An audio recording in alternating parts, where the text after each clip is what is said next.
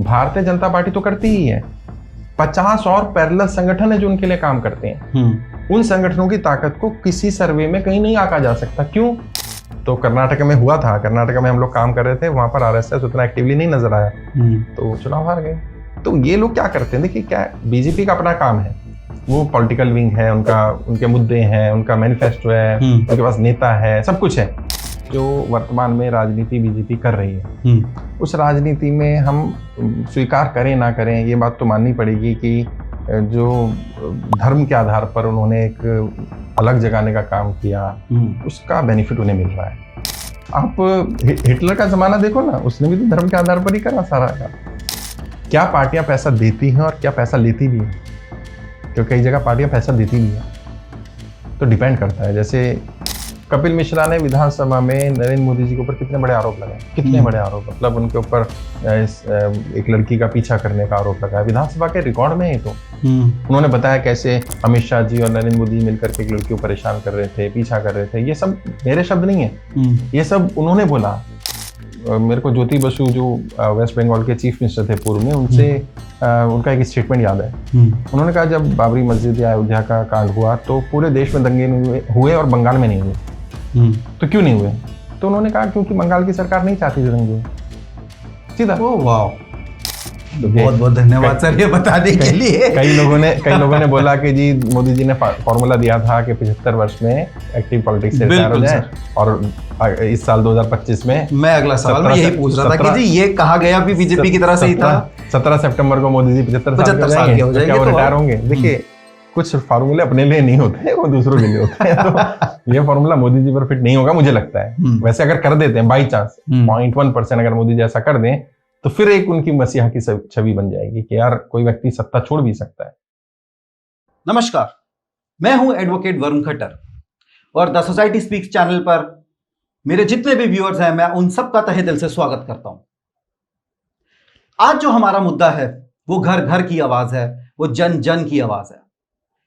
जब एक इंसान सुबह सोकर उठता है, उसके दिल में सिर्फ और सिर्फ एक टॉपिक चलता है। हर गली, हर नुक्कड़, हर चाय की टपरी पर एक ही चर्चा होती है, वो है राजनीति। और आज हम देश की सबसे बड़ी राजनीतिक पार्टी भारतीय जनता पार्टी के बारे में बात करेंगे। और इस विषय पर गहराई से हमारे को ज्ञान देने के लिए आज के जो हमारे गेस्ट हैं, बहुत ही स्पेशल गेस्ट हैं। वो इस देश के इकलौते और सबसे पहले गेस्ट हैं जो पॉलिटिकल ट्रेनिंग देते हैं। जी हां, ये सुन के आपको बहुत अचंभा होगा, पर वो एक इकलौते और ओनली वन है जो पॉलिटिकल ट्रेनिंग देते हैं। उन्होंने आज तक असंख्य राजनेताओं को, एमएलएज को, एमपीज को बहुत अच्छे से ट्रेन किया है। बहुत सारी राजनीतिक पार्टीज के मैनिफेस्टोस तक वो लिख चुके हैं। तो आइए, आज मैं आपका स्वागत करता हूं। हमारे guest institute of political leadership के संस्थापक हैं और 2006 से अपने काम को निष्पक्ष तरीके से, पूरी ईमानदारी के साथ कर रहे हैं। तो आइए हम वेलकम करते हैं हमारे आज के गेस्ट श्री शाहनवाज जी का। बहुत बहुत शुक्रिया, धन्यवाद जी। सर, जहां तक हमने सुना है कि आप जैसे पॉलिटिकल ट्रेनिंग देते हैं जी, हर गुरु का एक गुरु होता। आपके कौन गुरु रहे हैं, और ये आइडिया कहां से उजागर हुआ कि आपने सोचा कि मैं राजनेताओं को ट्रेन करूंगा, क्योंकि ये आइडिया बहुत डिफरेंट आइडिया है। देखिए ऐसा है, बात तो सही है, हर किसी का कोई ना कोई गाइड, कोई ना कोई गुरु होता है, लेकिन ये बदकिस्मती कहूंगा मैं तो अपनी, कि मुझे किसी ने गाइड नहीं किया। तो आचार्य चाणक्य को मैंने अपना गुरु बनाया कि मैं उनसे सीखता हूँ, और वो हम सबके गुरु हैं। बिल्कुल। तो फिर लगा कि नहीं हमें, वैसे मेरे एक फ्रेंड हैं जो आईएएस हैं, अभी मैं नाम नहीं लेना चाहूंगा उनका, लेकिन हम लोग सिविल सर्विस की तैयारी कर रहे थे, रामदास कॉलेज यूनिवर्सिटी से मैंने पढ़ाई की है। तो मन में था कि सिस्टम को बदलना है, समाज में जो कुरीतियां हैं उनको दूर करना है। तो जब पढ़ा समझा तो जाना कि सब कुछ करने वाले तो पॉलिटिशियंस हैं, और हम आईएएस आईपीएस बनने के बाद भी, सिस्टम में जाने के बाद भी हम सिस्टम का पार्ट बनते हैं, सिस्टम को बदल नहीं सकते। तो बदलेगा कौन? पॉलिटिशियंस बदलेंगे। तो एक विचार आया कि क्यों ना राजनीति में जाया जाए। फिर लगा कि यार अकेला एक व्यक्ति अगर राजनीति में चला भी गया तो कुछ कर नहीं पाएगा, अकेला। तो क्या करें फिर, कुछ क्यों ना अच्छे लोगों को राजनीति में भेजा जाए। तो एक थॉट आया बस कि अच्छे लोगों को राजनीति में भेजेंगे, कैसे भेजेंगे, क्या भेजेंगे। फिर क्या आपके मन में कभी ये विचार आया कि बहुत सारे हमारे छोटे प्रांतों से बहुत सारे हमारे नेता हैं तो देखिए जो सच भी हैं, जो छठी पास हैं, सातवीं पास हैं, जो आज भी अपने सिग्नेचर नहीं कर पाते, वो सिर्फ अंगूठा लगाते हैं जब वो अपना नॉमिनेशन भरना चाहते हैं। क्या ये एक दुखद स्थिति नहीं है हमारे देश की? हाँ, दुखद तो है, तो लेकिन हम कर क्या सकते हैं इसमें? दुखद तो है, ये नहीं होना चाहिए, लेकिन इसमें करें क्या? अगर आप ये कहते हैं कि जो पढ़े लिखे हैं सिर्फ वही पॉलिटिक्स में आए, तो ये तो अत्याचार हो जाएगा उन लोगों पर जिन्हें आपने पढ़ाया भी नहीं पहले तो, और अब आप कहोगे आप राजनीति में भी नहीं आ सकते। कई जगह किया है सरकार ने कि 10th मिनिमम क्वालिफिकेशन रख दी ग्राम प्रधान बनने के लिए। मैं मानता हूँ वो ठीक नहीं है, क्वालिफिकेशन होनी नहीं चाहिए, और होगी कब? तब होनी चाहिए जब उस गांव में 100% लिटरेसी लेकर के आओ। सरकार पहले तो अपनी जिम्मेदारी से भागती है कि आप सबको शिक्षा नहीं देंगे। जब शिक्षा नहीं देंगे फिर कहेंगे क्योंकि आप पढ़े लिखे नहीं इसलिए आप MP MLA नहीं बन सकते, आप ग्राम प्रधान नहीं बन सकते। ये क्या लॉजिक हुआ भाई? या तो आप ये कहते हैं कि हमने आपको शिक्षा दी और आपने शिक्षा नहीं ली, और शिक्षा देना राज्य की जिम्मेदारी बनती है, मतलब सरकार की जिम्मेदारी बनती है कि हर नागरिक शिक्षित बने। तो क्या यहाँ पर ये कहा जा सकता है कि इन सिनेरियोस के अंदर जो आपका रोल है वो बहुत जरूरी हो जाता? नहीं, मेरा तो रोल देखिए सारथी का ही है, जो भगवान श्री कृष्ण का रोल था लड़ाई में। मेरा तो कोई बहुत बड़ा रोल रहता नहीं है। मेरा काम तो बैकएंड का रहता है, रणनीति बनाने का, स्ट्रेटजी बनाने का। जो पॉलिटिशियंस में कमियां है, जैसे मान लीजिए आप ही हैं, आप एक लॉयर हैं, एडवोकेट हैं, और आप अच्छा काम कर रहे हैं। अब कभी आपके मन में आया मैं राजनीति में आना चाहता हूँ, सबसे बड़ी चुनौती आपके सामने क्या आएगी कि भाई मेरी एब्सेंस में मेरा घर कैसे चलेगा? क्योंकि राजनीति में कमाई तो पहले दिन से होगी नहीं, और यहाँ अगर अदर वे राउंड से कमाएंगे तो बहुत गलत मैसेज जाएगा कि यार ये तो पैसा कमाने आ गया, और जब तक MP MLA नहीं बनते तो पैसा जेब से लगेगा। तो उसकी व्यवस्था कैसे होगी वो मैं सिखा देता हूँ। फिर आपके अंदर क्या ट्रेड्स होने चाहिए, पॉलिटिकल एटीट्यूड है कि नहीं है, पॉलिटिशियन सफल होने के लिए कुछ खास गुण चाहिए, वो गुण आप में नहीं है तो फिर उन गुणों को डालना पड़ेगा। सर ऐसे कौन से एक दो गुण अगर आप बताना चाहेंगे? बहुत सारे गुण हैं, देखिए दर्शकों को, जैसे मैं बार बार बोलता हूँ, एक गुण ऐसा है जो 90% गुणों से या 90% वर्तमान लीडरों से आपको बड़ा बना सकता है। वो गुण क्या है? मंच पर अच्छी तरह बोलने की कला।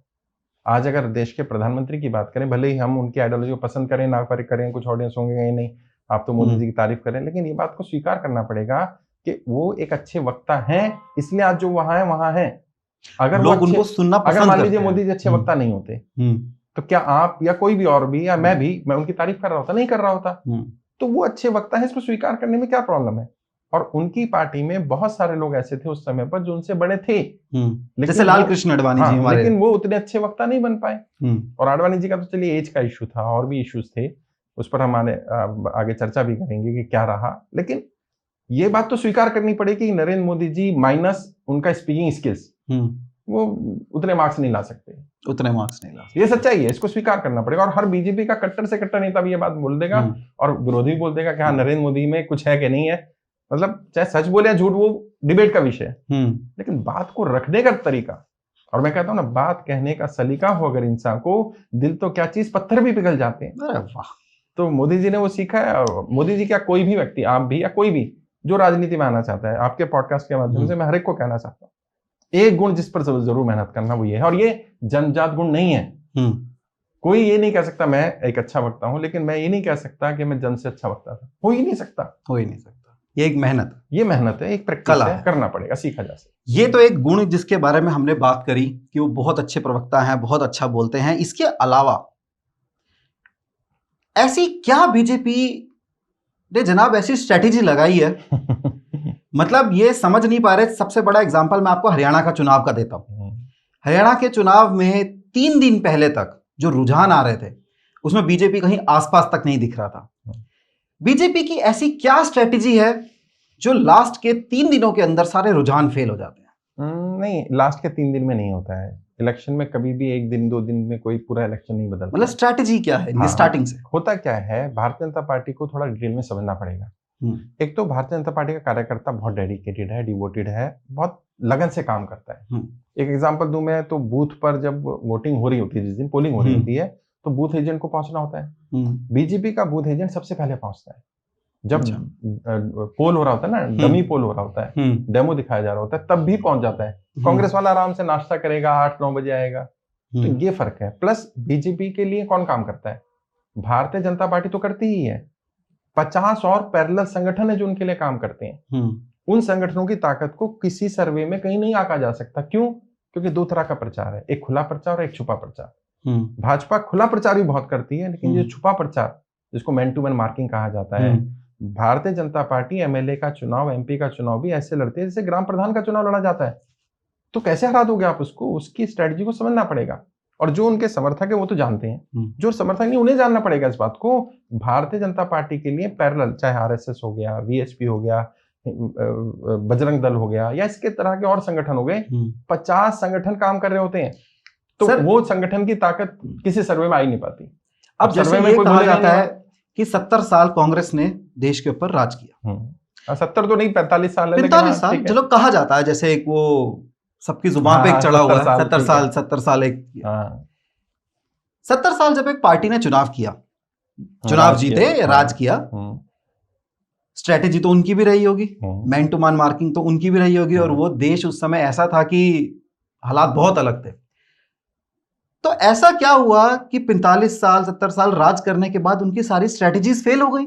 मतलब एक्सपीरियंस तो उनके पास इतना है कि कोई आसपास भी नहीं। ऐसा है, पहले इलेक्शन में मैंने जब स्टडी किया, पहले इतनी ज्यादा booth level management, constituency management, candidate management, money management, mafia management, ये सब का इतना रोल नहीं था पहले लोग क्या करते थे, वो देखते थे नेता है और नेता क्या काम कर रहा है। और कांग्रेस क्योंकि शुरू से रही, पंडित जवाहरलाल नेहरू जी का 17 वर्ष का एक अच्छा कार्यकाल जनता ने देखा। उसके बाद थोड़ी टूट फूट हुई, लेकिन लोगों को लगा नहीं कांग्रेस को मौका दिया जाए, और एक लिगेसी थी, देश की आजादी की लड़ाई लड़ी कांग्रेस ने, उसका लाभ मिला। और जो संगठन जिनकी मैं अभी बात कर रहा हूँ, चाहे आरएसएस हो, आरएसएस तो अपने 100 साल पूरे कर चुका है, तब तक ये इतने मजबूत नहीं हुए थे, तब तक ये लोग घर घर तक नहीं पहुंच पाए थे। जब ये घर घर तक पहुंच गए, खासकर से अगर मैं बात करूं तो अटल बिहारी वाजपेयी जी की जो सरकार चली, और मैं हमेशा उनकी तारीफ करता हूँ, वो सरकार कोई बुरी सरकार नहीं चलाई अटल जी ने, लेकिन वो शाइनिंग इंडिया का मुद्दा जो था वो शायद उनको बाउंस बैक कर, मतलब नुकसान कर गया, और उससे बचा जा सकता था। फिर भले 10 साल कांग्रेस ने सरकार या यूपीए की सरकार रही, लेकिन वो संगठन अपने आप को मजबूत करते रहे, और वो संगठन आज इतने ताकतवर हैं कि आप आरएसएस का कोई भी व्यक्ति आपको हर जगह मिल जाएगा। पहले ये लोग खुलकर के काम नहीं कर पाते थे क्योंकि प्रशासन का दबाव भी रहता था, बाकी चीजें भी रहती थी। नरेंद्र मोदी जी के प्रधानमंत्री बनने के बाद और ज्यादा स्ट्रांगली उनके पास संसाधन है। अब सोचिए ना, आरएसएस इतना बढ़िया हेडक्वार्टर दिल्ली में झंडेवाला में बनाया है, 5 स्टार होटल फेल है, तो नागपुर में इनका, नागपुर में तो खैर शुरू से ही है, वहां भी काफी इंप्रूवमेंट आया। तो यानी आरएसएस को और मजबूत, जड़ें और मजबूत हुई। तो जब संगठन कोई मजबूत हो रहा होता है तो उसका बेनिफिट भी मिलता है। तो आरएसएस और बीजेपी मजबूत हो रही है और इसलिए कांग्रेस डाउन जा रही है। सर एक ना बहुत तीखा सवाल है। तीखा वीखा क्या होता है, राजनीति में सभी तीखा होता है यार, मैं तो रोज एमपी एमएलए से फेस करता हूँ। तो अब अगर हमने बात करी कि संगठन मजबूत होता जा रहा है, संगठन की ताकत बढ़ती जा रही है, क्या आपको कहीं ना कहीं ये नहीं लगता कि संगठन जो है वो बीजेपी के ऊपर हावी हो रहा है, या बीजेपी का कोई भी फैसला वो इंडिविजुअल फैसला नहीं हो पा रहा है क्योंकि संगठन से पूछे बिना वो फैसला नहीं ले पा रहे? इसका एक एग्जाम्पल सर यूपी के चुनाव थे। यूपी के चुनाव में देखिए, ऐसा सुनने में आया था, मैं इसके बारे में नहीं कहता, कहते हैं कि बीजेपी और संघ की जो है थोड़ा सा अनबन हुआ था यूपी के चुनाव में, और उसका असर पूरे उत्तर प्रदेश ने देखा था। मैं जितना भारतीय जनता पार्टी के नेताओं को जानता हूं, जो लोग आरएसएस से आए हुए हैं वो तो आरएसएस को सपोर्ट करेंगे, उनके लिए तो आरएसएस ही सबसे पहली चीज रहेगा। जो आरएसएस से नहीं भी आए हैं उन्हें भी ये बात को स्वीकार करना पड़ेगा कि आरएसएस कोई बात बोल रहा है तो सुननी पड़ेगी, माने ना माने। अगर आप सुनना भी बंद कर देंगे और किसी दिन आरएसएस ने अगर हाथ खींच लिया, मैं बता रहा हूँ सच्चाई, मतलब कुछ लोगों को बुरी लगेगी, अगर आरएसएस ने, वीएचपी ने, बाकी जो संगठन पैरेलली चल रहे हैं, उन्होंने अगर सपोर्ट करना एक चुनाव में भी बंद कर दिया, तो कर्नाटक में हुआ था, कर्नाटक में हम लोग काम कर रहे थे, वहां पर आरएसएस उतना एक्टिवली नहीं नजर आया, तो चुनाव हार गए। तो ये लोग क्या करते हैं, देखिए क्या, बीजेपी का अपना काम है, वो पॉलिटिकल विंग है उनका, उनके मुद्दे हैं, उनका मैनिफेस्टो है, उनके पास नेता है, सब कुछ है। वोट को, सपोर्टर को वोटर में कौन कन्वर्ट करेगा? मैं अक्सर एक एग्जांपल देता हूँ कि बहुत तेज आंधी चल रही है और आप ट्यूब लेकर खड़े हो जाइए, तो उसमें हवा भरेगी? नहीं भरेगी। क्यों? पंप चाहिए ना, पंप चाहिए। पंप कौन है? पंप ये लोग हैं, पंप। तो लहर बनाने का काम बीजेपी करती है, सपोर्ट का, मुद्दे का काम बीजेपी करती है, ध्रुवीकरण कह लो या जाति धर्म, जो करना है भाई, राजनीति में आचार्य चाणक्य कहते हैं साम दाम दंड भेद सब करना पड़ेगा। तो सत्ता पाने के लिए जो करना पड़े वो लोग करते हैं।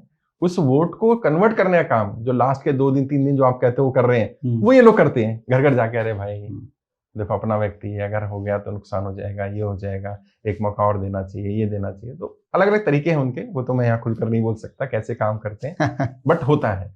तो संगठन हावी है ऐसा नहीं है, दोनों के अपने अपने रोल हैं। बीजेपी का रोल अपना है, आरएसएस का अपना रोल है। और क्योंकि देखिए एक माँ से बेटा अलग तो नहीं हो सकता है। बिल्कुल जी। तो आरएसएस तो मदर है, तो अगर मदर को छोड़ के, सुनने वाला बंदा समझ चुका है कि सर ने क्या कहा है, क्योंकि देखिए क्या कहना चाहते हैं। सीधी सी बात है, जो सच्चाई है उसको स्वीकार करना पड़ेगा। अगर आप आरएसएस को निग्लेक्ट करेंगे और सोचें बीजेपी में आगे बढ़ जाए या बीजेपी आगे बढ़ जाए, तो वो नहीं होगा, वो नहीं हो सकता। Very well said sir. ये अखंड भगवा की क्या स्टोरी है? आज मोदी जी कहते हैं कि एक समय आएगा कि जब पूरा भारतवर्ष भगवामय हो जाएगा, सारी स्टेट्स के अंदर बीजेपी आ जाएगी। बीजेपी को आप आने वाले ऑफ स्टेट में तो है ही अभी बीजेपी को आप आने वाले 50 साल तक आप राजनीति से बाहर नहीं कर सकते, ये सब जानते।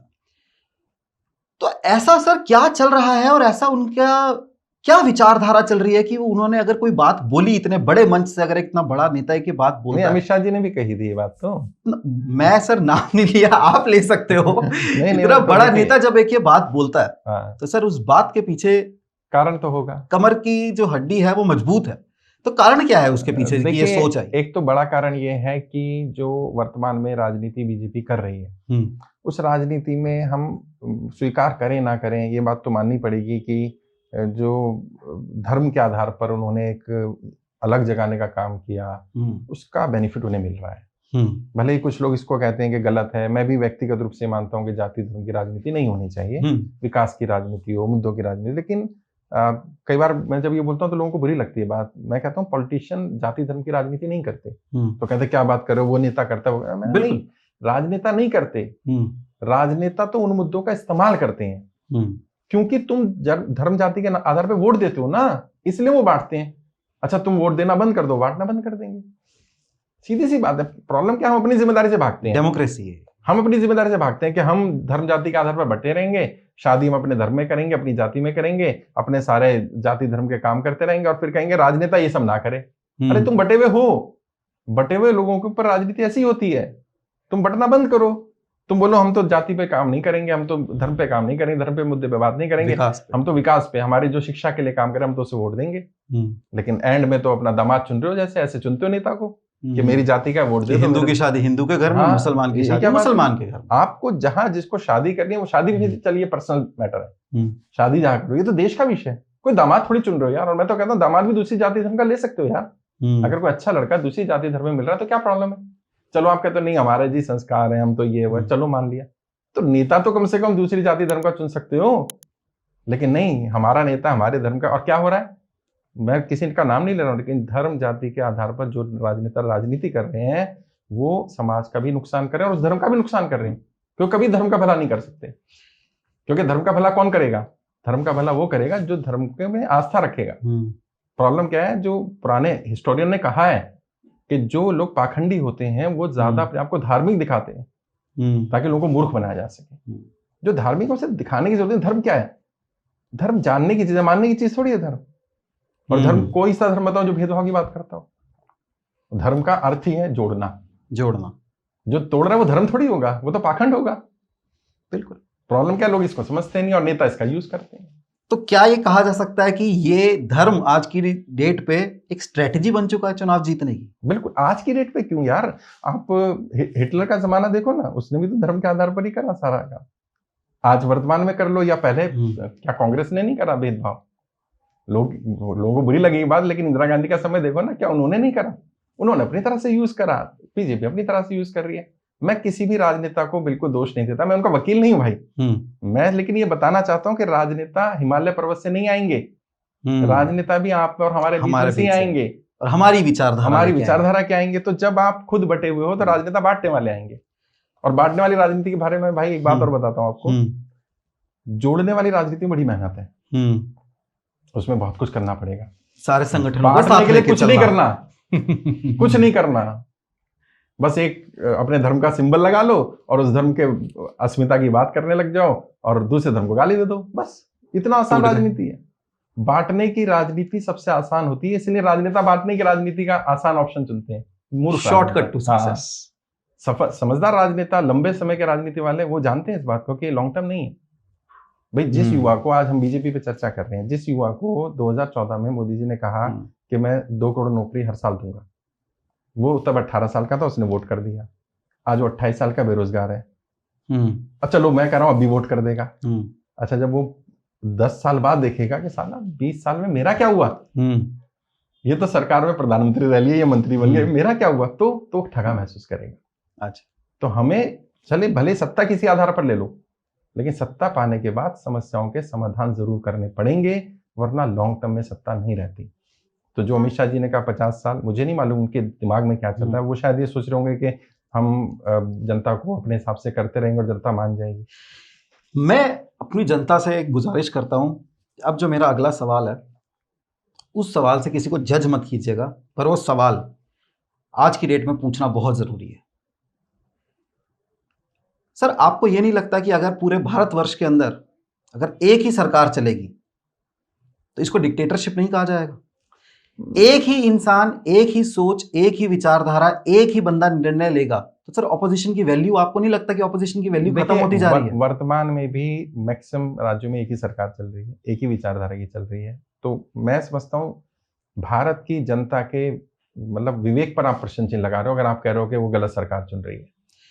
मैं तो ये कहता हूं कि किसी भी सरकार बने, कांग्रेस की भी तो पूरे देश में एक छत्र राज रहा ना, सभी राज्यों में कांग्रेस की सरकार, केंद्र में कांग्रेस सरकार, तो क्या डिक्टेटरशिप होगी?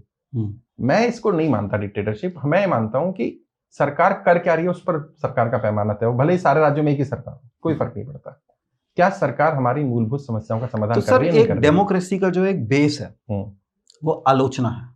एक इंसान को सिर्फ आलोचना नहीं है, सकारात्मक आलोचना है। हाँ, सकारात्मक आलोचना। आप सिर्फ आलोचना करेंगे तो डेमोक्रेसी नहीं है। नहीं, सकारात्मक आलोचना की ही मैं बात कहता हूं। समस्या का समाधान भी बताइए ना भाई, कि अगर मैं कोई भी इंसान 100% परफेक्ट नहीं है, हमने अभी इस बारे में बात करी। हाँ बिल्कुल नहीं है। मेरे को शायद कुछ ऐसी बातें होंगी जो मेरे को अपने अंदर कमियां मेरे को नहीं दिखेंगी, पर कई बार ऐसा होता है कि मेरे माता, मेरे पिता, मेरे मित्र, मेरे समाज वो मेरे को बताता है कि हाँ जी ये आपके अंदर कमी है और आपको सुधारना पड़ेगा। इन्हीं सरल शब्दों को जब मैं टेक्निकल वर्ड में आता हूं तो वो ऑपोजिशन बन जाती है। तो यहां पर मेरे को जहां तक लगता है कि एक ऑपोजिशन का रोल यहां पे बहुत जरूरी हो जाता है। देखिए मैं तो मानता ही हूँ अपोजिशन का भी उतना ही रोल है जितना सत्ता पक्ष का रोल है, इसमें तो कोई बुराई नहीं है। प्रॉब्लम ये है कि अपोजिशन कर क्या रही है। अगर अपोजिशन सिर्फ आपने क्योंकि हर नीति का अपोज ही करना है तो फिर वो अपोजिशन नहीं है, वो तो विरोध हो गया। भाई आप एक व्यक्ति को पसंद नहीं करते, उसका विरोध करिए। अगर आपको, मैं अपोजिशन वालों से मिलता हूँ, मेरे तो स्टूडेंट हैं बीजेपी में, कांग्रेस में, मैं उनसे पूछता हूँ एक बात बताओ, नरेंद्र मोदी जी ने कुछ तो अच्छा किया होगा, तो कोई एक ही अच्छा ही बता दो, वो बता ही नहीं पाते। यानी वो इस नजरिए से देखते ही नहीं, क्योंकि वो नरेंद्र मोदी को पसंद नहीं करते। एग्जैक्टली प्रॉब्लम यहाँ है कि जब आप किसी व्यक्ति से नफरत करते हैं तो आपको उसमें अच्छाई नहीं दिख सकती। और जब आप उनको एज ए प्रधानमंत्री देखते हैं तो आपको कुछ अच्छी बातें दिख जाएंगी। जैसे भले ही हम बात करें रोड इंफ्रास्ट्रक्चर की, तो उसमें भले ही टोल का एक इशू आ जाता है उसमें, जो मुझे भी लगता है कि या तो रोड टैक्स लिया जाए, टोल टैक्स लिया जाए, दोनों ना हो, लेकिन कनेक्टिविटी तो हुई है। बिल्कुल, मैं बिहार में, बंगाल में, गुजरात में, अलग अलग राज्य जाता रहता हूँ, तो मैं देखता हूँ जहां हमें पहले ट्रेवल करने में 3-3, 4-4 घंटे लगते थे, वहां आधा टाइम लग रहा है। तो भाई ये इसका श्रेय किसी को तो देना पड़ेगा। और बीइंग प्राइम मिनिस्टर आज नरेंद्र मोदी हैं, आप उन्हें पसंद करें ना करें, आप ये बोले नहीं तो नितिन गडकरी ने कर दिया। अच्छा, नितिन गडकरी बिना प्रधानमंत्री के कर देंगे? बिल्कुल। और अगर नरेंद्र मोदी की सरकार नहीं होती तो नितिन गडकरी कैसे कर देते?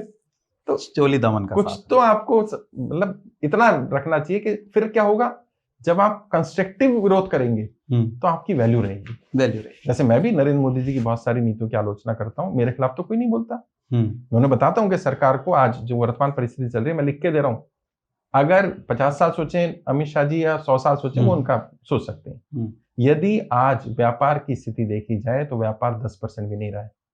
और जल्दी ही अगर भारतीय जनता पार्टी ने व्यापारियों के लिए कुछ नहीं किया तो जो बैकबोन है भारतीय जनता पार्टी की, व्यापारी वर्ग, वो टूट जाएगा। भाई साहब, आप किसी भी मार्केट में जाके पूछ लो व्यापारी से 10 वर्ष में व्यापार कितना है, वो बता देगा 15% बचा, 20% बचा, व्यापार तबाह हो रहे हैं।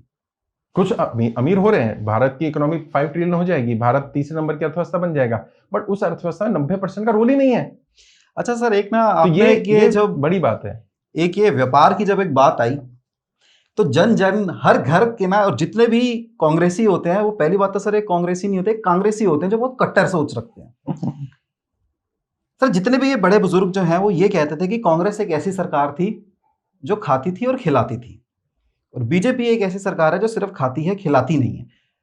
ये एक बड़ा फिजिकल सा क्वेश्चन है, ऐसा क्या कहते हैं? नहीं, मैं नहीं मानता। मैं ये मानता हूं कि हर सरकार अपने जो खास लोग हैं उनके साथ कुछ ना कुछ एसोसिएशन रखती है। लेकिन जो देखो उदारीकरण की बात करें जो 90s में हुआ, जिसमें बहुत सारे काम हुए, लाइसेंस राज खत्म हुआ, उसका बेनिफिट जिस जनरेशन को मिला, हमारे पेरेंट्स, वो सब आज भाजपा के समर्थक हैं। हुआ क्या कि जिन लोगों को कांग्रेस से बेनिफिट मिला, नौकरियां कांग्रेस के राज में मिली, घर कांग्रेस के राज में मिले, व्यापार कांग्रेस के राज में बड़ा हुआ, वो सब कन्वर्ट हो गए भारतीय जनता पार्टी की तरफ, क्योंकि उनको लगा हम वेल टू डू हो गए। क्योंकि भाई कहते हैं ना, खाली पेट भजन नहीं होता। अब इनके पेट भर गए थे तो पेट भर गए थे तो वो कांग्रेस छोड़कर आ गए। जिस कांग्रेस से उन्होंने मतलब सब कुछ लिया, उसको छोड़ दिया। आज ये भाजपा के साथ हैं। अब क्या हो रहा है, जो भाजपा के साथ हैं उनका पेट खाली होता जा रहा है। वही कहावत, खाली पेट भजन नहीं हो गोपाला। तो क्या होगा, कल को ये लोग भाजपा के खिलाफ हो जाएंगे।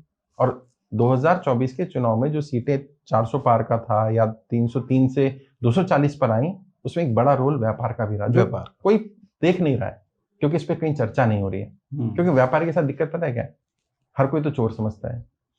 हर कोई ये सोचता है ईडी वाला आ जाएगा, सीबीआई वाला आ जाएगा, जीएसटी चोरी करेगा। ये हर व्यापारी चोर नहीं है, पहले तो ये स्वीकार करना पड़ेगा।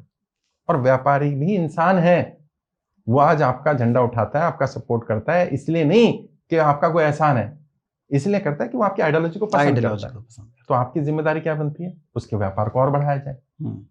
लेकिन आप तो जीएसटी के नाम पर लूट मचा दें, आप टोल टैक्स भी लें, रोड टैक्स भी लें, इनकम टैक्स को इतना कर दें।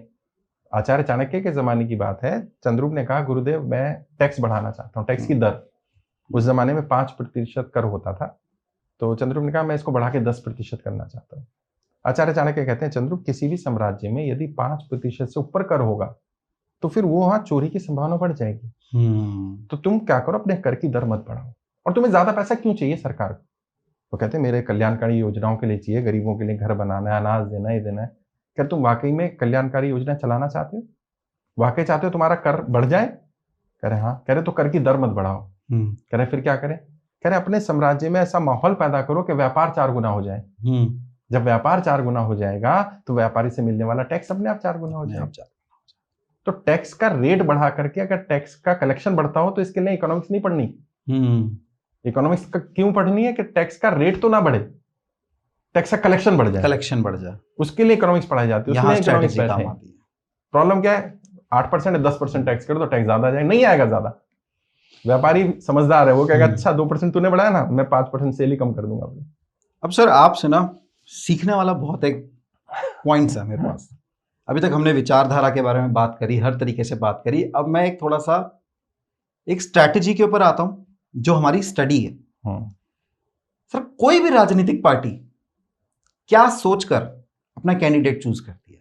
बाहुबल, धन, मन, विचारधारा, फेस वैल्यू? क्योंकि हमने देखा कि राजेश खन्ना जी आते हैं, हेमा मालिनी जी चुनाव में आती हैं, बहुत सारे, गौतम गंभीर साहब हमारे चुनाव में। हर पार्टी का क्राइटेरिया अलग अलग है, लेकिन एक चीज कॉमन है जो सब में है, उसको बोलते हैं विनिबिलिटी फैक्टर, जीत की संभावना। जिसकी जीत की संभावना ज्यादा होगी उसे टिकट मिलेगी, चाहे वो जन कल्याण के बारे में सोचे। जन कल्याण सेकेंडरी होता है भाई। देखो, government of the public, for the public, by the public, या डेमोक्रेसी परिभाषा कही जाती है, बट सच्चाई क्या है? Government of the party, for the party, by the party. Wonderful. सच्चाई ये है कि ये जनहित तो सेकेंडरी है, प्राइमरी है विनिबिलिटी फैक्टर। भाई जनहित कब करेंगे आप? जब हम सत्ता में आएंगे। सत्ता में आएंगे कैसे? जीत करके। जीतने के लिए क्या करना है? साम दाम दंड भेद सब। तो चाहे हेमा मालिनी से वोट मिलते हो, चाहे राजेश खन्ना से वोट मिलते हो, जो वोट दिलाएगा उसको लेके। वरुण जी से कल वोट मिलने लग जाए, वरुण जी को टिकट मिल जाएगी, और चौधरी साहब से मिलेंगे उन्हें मिल जाएगी। लोग कहते हैं, बीजेपी के बारे में आरोप लगाते हैं कि बीजेपी मुसलमानों को टिकट नहीं देती, क्योंकि मुसलमान से वोट नहीं मिलती ना। सीधी सी बात है, मुसलमान जिस दिन वोट करना शुरू कर दे उस दिन बीजेपी दे, और दिए। बंगाल में बीजेपी ने मुसलमान को टिकट दिए, दिल्ली में कई पार्षदों को दिए, लेकिन हार गए वो। अब प्रॉब्लम क्या है कि आप कह रहे हो कि पहले मुर्गी आएगी कि अंडा आएगा? अरे भाई, जहां से वोट आएगा उसको टिकट मिलेगी। तो सीधी सी बात है। लेकिन हाँ, कुछ क्राइटेरिया है, जैसे पैसा। बीजेपी खासकर से देखती है थोड़ा मजबूत उम्मीदवार हो, मतलब क्योंकि लड़ना है। जैसे मैंने कहा, उनका इलेक्शन मैनेजमेंट, उनकी मशीनरी, उनका मैकेनिज्म, उनका बूथ लेवल मैनेजमेंट, उनकी टीम बिल्डिंग, उनका शैडो कैंपेनिंग, ये चीजें बहुत स्ट्रांग है और सब में पैसा लगता है। सब में पैसा। तो अगर हल्का कैंडिडेट हुआ तो क्या होगा? वो हार जाएगा। कई जगह जैसे देखो, मोदी जी की लहर थी, 2014 में भी थी, 19 में भी थी। बीजेपी सारी सीटें तो नहीं जीती, फिर भी बीजेपी के उम्मीदवार हारे। अगर इतना ही लहर थी तो सारी जीत जानी चाहिए ना, क्योंकि कई जगह पर उम्मीदवार अच्छा काम नहीं करते हैं। सर आपसे एक सवाल पूछने का मेरा बहुत मन है, पर हिम्मत नहीं हो रही पूछने। अरे क्या क्या हिम्मत की बात है तो यार। एक इनसाइडर क्वेश्चन है सर। मैं अगर जवाब दे सकता हूँ तो जरूर दूंगा, अगर नहीं दे सकता हूँ तो मना कर दूंगा। सर क्या पॉलिटिकल पार्टीज को जो टिकट्स मिलती हैं, क्या उनकी कोई रकम भी होती है? किस पार्टी की हम बात करें उस पर डिपेंड करेगा। सर मैंने इसीलिए पॉलिटिकल पार्टीज वर्ड यूज किया है क्योंकि मुझे भी पता है। देखिए क्या ऐसा होता है, मतलब मैं किसी जनरल पार्टी की बात कर रहा हूँ, क्योंकि देखिए ये जो एक बात मैं आपसे कर रहा हूं, मैं आपके सवाल को थोड़ा सा इजी कर देता हूँ, मेरे लिए भी और तुम्हारे लिए भी और ऑडियंस के लिए भी। हाँ जी। क्या पार्टियां पैसा देती हैं और क्या पैसा लेती भी हैं? क्योंकि कई जगह पार्टियां पैसा देती भी हैं, तो डिपेंड करता है। जैसे सर एक हाई प्रोफाइल पार्टी जहां पे लहर चलती है, वहां पे तो आप कहोगे कि इस लहर में या एक बहती गंगा में आप भी हाथ धोना चाहोगे और मैं भी हाथ धोना चाहूंगा, वहां पर तो पैसा तो वहां पर लेंगे। थोड़ा सा सर इस बारे में थोड़ा सा एक्सप्लेन करो, क्योंकि ये बहुत आम सवाल है। देखो भाई, आपके दिल में भी है ये सवाल। ये क्या है कि पार्टी को चलाना भी है, फंड कहाँ से आएगा? सारा वाइट में तो नहीं आएगा, और वाइट में आएगा तो जो वाइट में दे रहा होता है उसकी तो इनकम टैक्स में रिकॉर्ड आता है। तो मान लो मैंने बीजेपी को फंड दिया और सरकार कांग्रेस की है, तो मैंने 1 करोड़ का फंड दिया या 50 लाख दिया, जो भी दिया, वो तो इनकम टैक्स में रिफ्लेक्ट हो गया। तो सरकार कही अच्छा इसके इतने पैसे हमारी अपोजिशन को फंडिंग कर रहा है, इसको धर लो। अच्छा, तो ये समस्या है, तो इसलिए उन्हें ब्लैक में देना पड़ता है। अब देने के बदले में पार्टी क्या दे सकती है? पार्टी के पास देने के लिए क्या है? या तो कोई पोस्ट है, जो पोस्टिंग्स होती हैं अलग अलग, जहाँ पर मंत्रालयों में अलग अलग अपॉइंटमेंट्स होती हैं, डिपार्टमेंट्स होती हैं, उनके मेंबर होते हैं, चेयरमैन होते हैं, या फिर लोकसभा, राज्यसभा, विधानसभा की टिकटें हैं। तो पार्टी क्या करे? अब जैसे नाम पता नहीं लेना ठीक है नहीं है, लेकिन नहीं हम नाम नहीं लेते, मैं ले लेता हूँ नाम। एक मेरे स्टूडेंट थे बीएसपी के, दिल्ली में चुनाव लड़ रहे थे, तो उन्होंने कहा कि पार्टी ने कुछ फंड भेजा मुझे चुनाव लड़ने के लिए। तो मैं हैरान हुआ, मैंने कहा यार अच्छा पार्टी ने फंड भेजा है कैंडिडेट को? हाँ, मैंने क्यों? कह रहे क्योंकि यहाँ जनाधार नहीं है ना, और जितना फंड भेजा गया, मैं अमाउंट तो नहीं कोट करूंगा कितना दिया, उसका 10% यूज करा उसने, बाकी पैसा खा गया वो।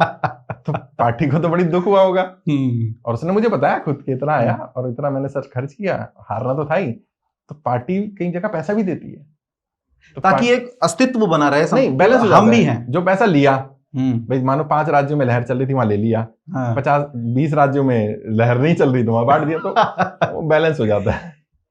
तो कंक्लूजन इसके साथ कहा जा सकता है कि जो हमारा सवाल था उसका जवाब हाँ है। हाँ तो है, हाँ है। सर एक और सवाल है, क्या पार्टीज जो हैं वो एक वॉशिंग मशीन वाली थ्योरी भी यूज करती हैं? अब मैं इसको एक्सप्लेन करता हूं, वॉशिंग मशीन वाली थ्योरी क्या है। आज मैं एक पॉलिटिकल पार्टी जो मेरे ऑपोजिशन में है, मैं उसको गालियां देता हूं, मैं उसको चोर कहता हूं, और 10 दिन बाद जब उस पार्टी का एक नेता मेरी पार्टी का पटका डाल के स्टेज पे खड़ा होके कहता है मैं समझ रहा हूं, मैं आपके साथ हूं, और वो उस समय वॉशिंग मशीन की तरह में धुल के वो एकदम से साफ सुथरा ड्राई क्लीन होके वो आपकी पार्टी का एक मेंबर बन जाता। देखिए अभी जैसे महाराष्ट्र में हुआ, महाराष्ट्र में अजीत पवार जी को बोला गया कि चक्की पीसेंगे, फिर उनको डिप्टी चीफ मिनिस्टर बना दिया गया, और भी कई जगह ऐसा हुआ है। तो मैं समझता हूँ ये ट्रेंड तो ठीक नहीं है। इससे क्या होगा कि आपकी पार्टी की जो एक पार्टी विद द डिफरेंस की आइडियोलॉजी थी वो समाप्त हो जाएगी। जो भारतीय जनता पार्टी को शुरू में कहा जाता था कि पार्टी विद द डिफरेंस है, यहाँ पर बिल्कुल अलग तरह से काम होता है। और भारतीय जनता पार्टी के साथ क्या, मतलब मुझे नहीं पता उनके सलाहकार क्या सोच रहे हैं, क्या नहीं सोच रहे। उनकी रणनीति आज वर्तमान में ये है कि सत्ता बनी रहे, जिसमें कि आइडियोलॉजी से कॉम्प्रोमाइज हो रहा है। जिस व्यक्ति की, मतलब अजीत पवार की आइडियोलॉजी कभी भी कांग्रेस, मतलब बीजेपी वाली नहीं हो सकती, नहीं हो सकती, बट उनको क्यों लिया गया मुझे नहीं मालूम, क्या समीकरण रहे होंगे। कई जगह ऐसे नेता हैं जो कांग्रेस में रहे बड़े पद पर, उनको ले लिया गया। और ज्योतिरादित्य सिंधिया की अगर हम बात कर लें तो मुझे नहीं मालूम ऐसी क्या मजबूरी रह जाती है कि इन नेताओं को लेना जरूरी है। क्या भाजपा के अपने कार्यकर्ता नहीं है? और इससे हो क्या रहा है, भाजपा के कुछ कार्यकर्ता बहुत नाराज हैं, बोल नहीं पा रहे। प्रॉब्लम क्या है, कोई सुनने वाला नहीं है, किसको बोले। हमें कई बार बोल देते हैं कि सर वहां तो ये कैंडिडेट आ जाएगा, वहां ये पार्टी छोड़कर आ जाएगा। सर हम दिल्ली लेजिस्लेटिव असेंबली के अभी लेटेस्ट चुनाव देखते हैं, जब आम आदमी पार्टी को बोला गया, उनके जो हेड थे उनको जेल में डाल दिया गया, मनीष सिसोदिया जी को जेल में डाल दिया और गया, फिर उनके कुछ नेता आए और उनको टिकट, उनके कुछ नेता जो थे जब वो इस पार्टी में शामिल होते हैं तो वॉशिंग मशीन के अंदर धुलने के बाद ड्राई क्लीन होके। कपिल मिश्रा ने विधानसभा में नरेंद्र मोदी जी के ऊपर कितने बड़े आरोप लगाए, कितने बड़े आरोप, मतलब उनके ऊपर एक लड़की का पीछा करने का आरोप लगाया, विधानसभा के रिकॉर्ड में ही। तो उन्होंने बताया कैसे अमित शाह जी और नरेंद्र मोदी मिलकर के एक लड़की को परेशान कर रहे थे, पीछा कर रहे थे। ये सब मेरे शब्द नहीं है, ये सब उन्होंने बोला, कपिल मिश्रा जी ने बोला। और आज वो कपिल मिश्रा बीजेपी से एमएलए हैं।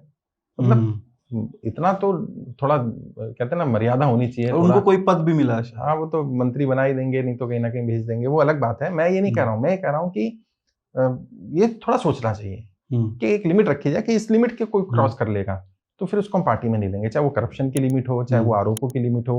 और हर पार्टी को, मतलब बीजेपी को नहीं, ऐसे कांग्रेस को भी तय करना चाहिए। कांग्रेस ने क्या करा, बीजेपी से आया व्यक्ति हमें गाली दे रहा था, उसको प्रदेश अध्यक्ष बना दिया अपना। तो अब आप उसको प्रदेश अध्यक्ष बनाएंगे तो कांग्रेस को बीजेपी की तरह चलाएगा ना भाई। या कांग्रेस का प्रदेश अध्यक्ष था, उसको आपने एमएलए का टिकट दे दिया, वो विधानसभा में आपके साथ बैठा हुआ है दिल्ली में, लवली साहब। तो ऐसे बहुत सारे लोग हैं।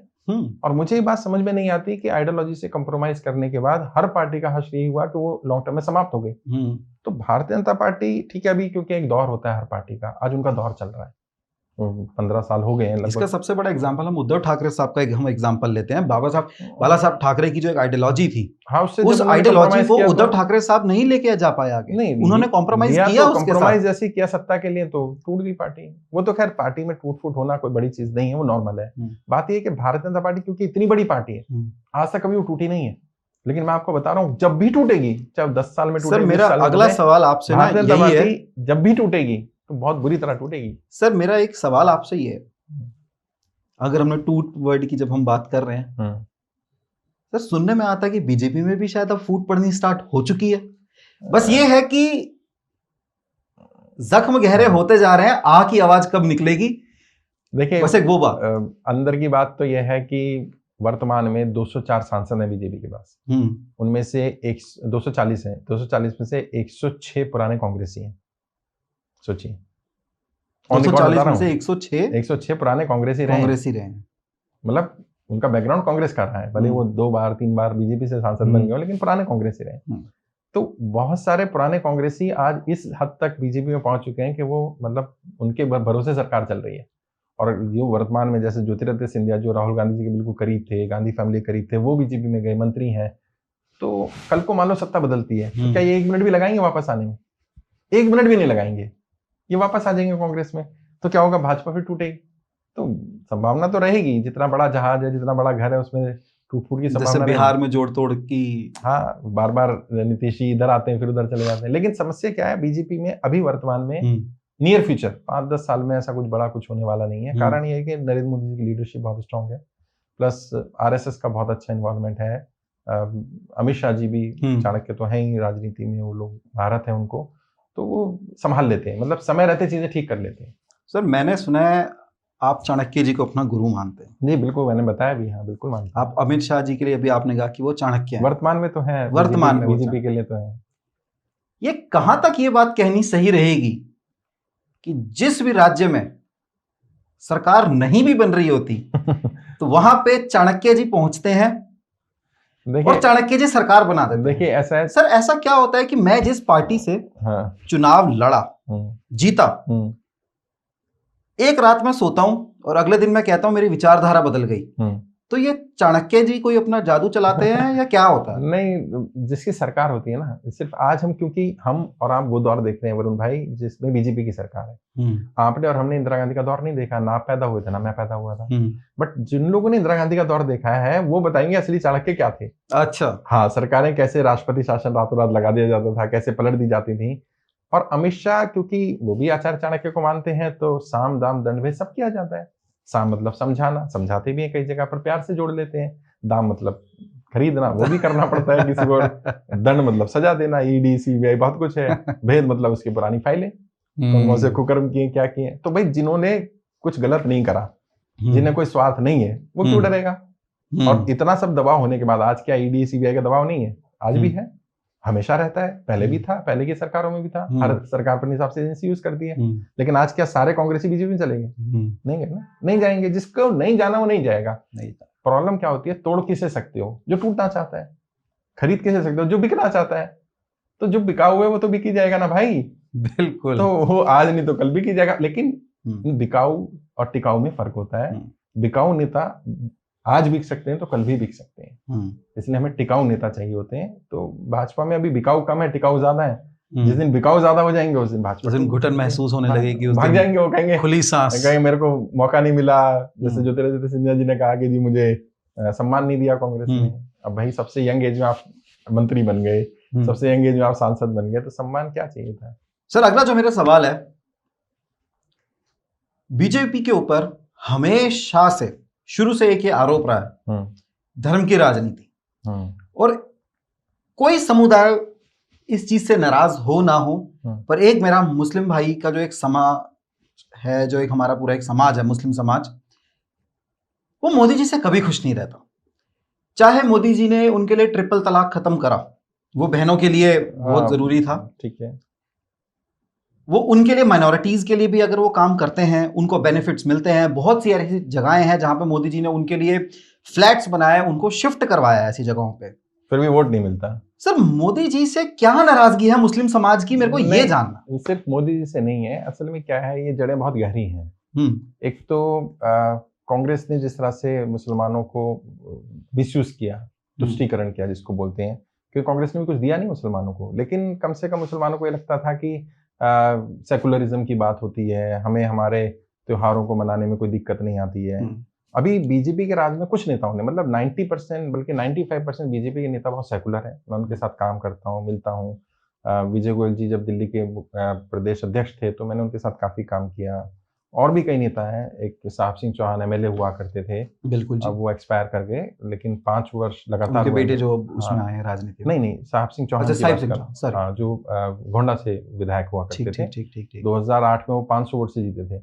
फिर उन्होंने हमसे संपर्क किया क्योंकि उनको लगा अगला चुनाव मुश्किल होगा, तो हम 10,000 वोट से उनको अगला चुनाव जिता कर लाए। तो बहुत सेकुलर लोग हैं और उनसे हमने बहुत कुछ सीखा भी है। विजय गोयल जी ने बहुत कुछ सिखाया, साहब सिंह चौहान साहब से बहुत सीखा, और भी कई बीजेपी के नेताओं ने बहुत अच्छा गाइड भी किया। और पर्सनली जब मिलते हैं तो प्रॉब्लम क्या है कि जैसे मैंने पहले कहा, बीजेपी या कोई भी पार्टी वो भेदभाव नहीं करती है, वो सब काम करेंगे जिससे उन्हें वोट मिल सकती है। मुस्लिम्स को भी ये बात समझनी पड़ेगी कि मुस्लिम वोट देना शुरू करें तो बीजेपी शायद भेदभाव नहीं करेगी या उनके नेता नहीं करेंगे। प्रॉब्लम क्या है, आप वोट देते नहीं है, आपको योजनाएं भी चाहिए, या तो आप कहिए मुझे योजनाएं भी नहीं चाहिए। अब वैसे तो सरकार की योजनाएं धर्म जाति देख के नहीं आती, लेकिन अगर मिल रहा है कुछ और आपको लगता है कि मोदी जी दे रहे हैं तो उनको देने में कोई बुराई नहीं है, वोट देना चाहिए। और कई जगह दिया भी है। अभी यूपी के बाई इलेक्शन में देखिए, मुस्लिम डोमिनेटिंग सीट जहां 65% मुस्लिम वोट था, वहां बीजेपी 90,000 वोट से जीत गई। तो कई जगह ऐसा है कि मुस्लिम वोट, भले वो परसेंटेज कम है, अभी 2%, 3%, 5% है, आने वाले समय में शायद ये और बढ़ेगा। तो दोनों तरफ से एक डिस्ट्रस्ट है। मुझे लगता है वो डिस्ट्रस्ट को खत्म करना पड़ेगा, ट्रस्ट पैदा करना पड़ेगा। और जो इस तरह के नेता बयान देते हैं बीजेपी के, जो धर्म के खिलाफ, उन पर कुछ एक्शन नहीं लिया जाता। तो होता क्या है, मुस्लिम तबके में क्योंकि पढ़े लिखे लोग नहीं है, उनके इमाम या बाकी लोग जो पढ़े लिखे हैं वो उन्हें कह रहे हैं देखो ये लोग बोल रहे हैं ना, तो तुम्हारा ये कर देंगे वो कर देंगे। अगर अपराधी मतलब जैसा होता है कि अल्लाह का कुरान और मुल्ला का कुरान जो है उसमें फर्क नहीं, ऐसा नहीं कहेंगे, ऐसा कहा जा सकता, वो तो धर्म की बात हो जाएगी, मैं उसमें पढ़ता ही नहीं हूँ। वो इमाम साहब से ही सुनेगा ना, जो पढ़ा लिखा नहीं वो कहाँ से सुनेगा? उसे अखबार नहीं पढ़ना आता, टीवी नहीं देखना आता, धर्म की बात तो वो सुन ही लेगा। वो उनसे जब बात करते हैं कि देखो भाई एक मुसलमान था, इसने घर तोड़ दिया गया, और मैं समझता हूँ कि आप कोई भी धर्म, अपराधी का धर्म देखकर अगर न्याय करने की कोशिश करते हैं तो गलत है। न्याय तो अपराधी को अपराध है, मुस्लिम करे या हिंदू करे उससे क्या फर्क पड़ता है? तो वो एक, मुझे लगता है गलत मैसेज जा रहा है। बीजेपी को भी कोशिश करनी चाहिए अगर उन्हें मुसलमानों को साथ लेकर चलना है। ऑल्दो आरएसएस ने कोशिश की है, आरएसएस ने अपना मुस्लिम मंच बनाया। आरएसएस का आपको पता नहीं पता, मुझे नहीं मालूम है कि मुस्लिम मंच है जिसमें आरएसएस काम करती है। बीजेपी का माइनॉरिटी सेल है अपना, जिसमें वो लोग मुस्लिम्स को, क्रिश्चियंस को, सिखों को रखते हैं, बट वो अभी उतना पेनिट्रेट नहीं कर रहा है। और कई जगह जहां अच्छा कर रहे हैं वहां भी वो भेदभाव खत्म हो रहा है। और मैं समझता हूँ हमें, जो मैंने शुरुआत में कहा, पार्टी को या किसी नेता को धर्म से नहीं देखना चाहिए। हमें उसकी आइडियोलॉजी, उसके काम करने का ढंग, उसका विजन, इस पर काम करना चाहिए। और अगर वो ठीक है तो वोट देना चाहिए, कोई भी हो, और वो ठीक नहीं है तो नहीं देना चाहिए। तो सर आपको कई बार ऐसा नहीं लगा, जैसे मैं बड़ा संभल का एक बहुत लेटेस्ट एग्जांपल लेता हूं, क्योंकि इसके बाद जो मेरा एक सवाल है तो इसी से जुड़ा हुआ सवाल है। अब संभल में होली के दौरान ये माना जा रहा था कि दंगे होने के चांसेस है, वहाँ पे सब कुछ ये है, जुम्मे की नमाज है वहाँ पे। तब वहाँ के जो सीईओ थे अनुज चौधरी साहब, उन्होंने बोला कि जी आप अपने घर पे रहिए, या नहीं ऐसा नहीं बोला उन्होंने ऐसा नहीं बोला। उनके बयान को गलत तरीके से लिया गया। उनको मुझे लगता है और शालीनता से शायद बोला जा सकता था, बट उन्होंने ऐसा किसी को नहीं कहा घर में रहिए। उन्होंने जिस तरह से स्टेटमेंट दिया, उस स्टेटमेंट को से बचा जा सकता था, मैं तो कहूँगा। लेकिन जहां तक दंगे की बात है, देखो मेरे को ज्योति बसु जो वेस्ट बंगाल के चीफ मिनिस्टर थे पूर्व में, उनसे उनका एक स्टेटमेंट याद है। उन्होंने कहा जब बाबरी मस्जिद या अयोध्या का कांड हुआ तो पूरे देश में दंगे नहीं हुए और बंगाल में नहीं हुए। तो क्यों नहीं हुए? तो उन्होंने कहा क्योंकि बंगाल की सरकार नहीं चाहती थी दंगे, सीधा। ओह वाह। तो ये मैं लिख कर दे सकता हूँ कि सरकार ना चाहे और दंगा हो जाए तो संभव ही नहीं है। चाहे सरकार लीनियंट हो जाती है कई बार सिस्टम जानबूझ के चाहता है कि ध्रुवीकरण का किसी को लाभ हो जाएगा, वरना मैं मान ही नहीं सकता भारत की सेना, भारत के पुलिस ऑफिसर, भारत की जितने भी हमारे अधिकारी हैं वो इतने सक्षम हैं कि वो 1 घंटे भी कोई दंगा एक्स्ट्रा नहीं चल सकता साहब। अगर कोई 2 दिन दंगा चल रहा है तो मैं मानता हूँ पूरी तरह से ये प्रायोजित है, उसमें कुछ लीनियंसी रखने को कहा गया या कहीं से दबाव हुआ। भारत की सेना को आप बहुत कम आंकते हैं, जो बांग्लादेश जैसा मतलब पाकिस्तान के 2 टुकड़े कर सकती है सेना, वो किसी राज्य में किसी जगह 1 घंटे में दंगा नहीं रोक सकती। किसी दंगा की हिम्मत नहीं है, बल्कि मेरे को औकात नहीं है कि वो भारत की सेना के सामने टिक जाए। प्रॉब्लम क्या है, सेना का यूज नहीं करते। तो यहाँ कौन नहीं कर रहा? जिसको आदेश देना वो नहीं दे रहा। क्यों नहीं दे रहा? यानी वो चाहता है कुछ थोड़ा हिसाब बराबर हो जाए। अब वो दोनों तरफ हो सकता है। अब सर हिसाब बराबर हो जाए तो यहाँ पे तो फिर एक तरीके से ये कहा जा सकता है कि राजनीति को चलाने के चक्कर में ये फैसले नहीं लिए जाते। मैं इसका सबसे बड़ा एग्जांपल आपको सीएए एनआरसी का जब ये मुद्दा उठा था, शाहीन बाग कितने टाइम तक बंद रहा था। किसान आंदोलन के टाइम पे सड़कों की सड़कें जाम हुई, पूरी अर्थव्यवस्था चरमरा गई थी। नहीं देखिए, उससे अर्थव्यवस्था का कोई संबंध नहीं है, क्योंकि जिसको जो काम करना हो तो कर ही लेता है। प्रॉब्लम क्या होती है, जब आप किसी की मांग है, भाई किसानों के बिल वापस लिए ना, तो क्यों आपने 700 लोगों की किसानों की शहादत होने दी? और मैंने उस समय भी कहा था कि अगर नरेंद्र मोदी जी वाकई, मुझे नहीं मालूम उनके सलाहकार कौन है, अगर वो वाकई देश के मसीहा बनना चाहते थे तो मौका था उनके पास। क्या मौका था? गलत बिल हो गए या जो भी उन्हें लगा, किसान आकर बैठ गए, मोदी जी तुरंत वहीं चले जाते धरना स्थल पर। भाई जो उन्होंने टीवी पर आकर कहा कि जी मैं वापस लेता हूँ, कि जी मेरी नीयत सही थी, लेकिन मेरे भाइयों को, किसानों को पसंद नहीं है, मैं ये बिल वापस ले। तो सर अगर पता क्या होता, उस दिन नरेंद्र मोदी जी के मंदिर बन जाते पूरे देश में, नरेंद्र मोदी जी इतने बड़े भगवान किसानों के बन जाते। वो मौका चूक गए। 1.5 साल वो बैठे रहे, 600-700 किसानों की शहादत हो गई, बाद में बिल वापस ही लिए, ढाक के 3 पास। तो प्रॉब्लम क्या है, जिनके एडवाइजर कौन है? एग्जैक्टली। अब सीए एनआरसी अभी तक भी उसके कानून लागू नहीं हुए, उसकी रूल बुक नहीं बन रही है। तो आप सिर्फ डराना, धमकाना, जब आपको कोई काम करना है तो कर दो। दिल्ली में क्या हुआ, आम आदमी पार्टी जब हारी तो मैंने इसको क्लोजली ऑब्जर्व करा। आम आदमी पार्टी के नेता जाकर बोलते थे हर जगह बीजेपी आ जाएगी अगर हमने हमें वोट नहीं दिया, बीजेपी आ जाएगी। मुस्लिम बस्तियों में भी देखा, ऑल्दो मुसलमानों ने वोट दिया फिर भी बीजेपी आम आदमी पार्टी को, और ज्यादातर मुस्लिम सीटों पर आम आदमी पार्टी जीत गई। लेकिन जहाँ 10% था, 5% था मुस्लिम वोट, वहां उन्होंने डराने की कोशिश की, वहां वो डरे नहीं। उन्हें कोई बात नहीं, आ जाएगी तो आ जाएगी बीजेपी, एक बार बीजेपी को भी देख लेते हैं, कोई बात नहीं। आप किसी को डर के कारण कब तक वोट ले सकते हो, चाहे हिंदू का या मुसलमान का, वो बात नहीं है। एक हद के बाद डर खत्म हो जाएगा। उसके बाद वो कहता ठीक है मरना ही है ना, तो ठीक है, गोली से मरे या बेरोजगारी से मरे, भूख से मरे, बेहतर। पर सर अगर जैसे आपने कहा कि नरेंद्र मोदी जी जाते, मसीहा बनते वहां पे, बिल्कुल एक सर ऐसे तो कोई भी राज्य के अंदर कोई भी एक तबका, कोई भी एक वर्ग आज अपनी मांग लेके अगर वो बैठ जाएगा सड़कों पर, और अगर हम ऐसे ही अगर सारे कानून वापस लेते रहे, ये कौन तबका डिपेंड करता है ना। किसान कोई एक वर्ग नहीं है, किसान कोई एक जाति नहीं है, किसान कोई एक धर्म नहीं है। किसान एक बहुत मतलब एक मैसेज जाता है। देश की आज भी 70% आबादी कृषि पर निर्भर है। आप भी कहीं ना कहीं बैकग्राउंड से किसानी से जुड़े रहे होंगे, मैं भी जुड़ा रहा हूँ। तो होता क्या है कि ये एक इमोशनल, भाई हम खाते तो अन्न है ना, गोबर तो नहीं खाते ना, रोज रात को अन्न खाते हैं, और अन्न किसी किसान ने उगाया ही होगा।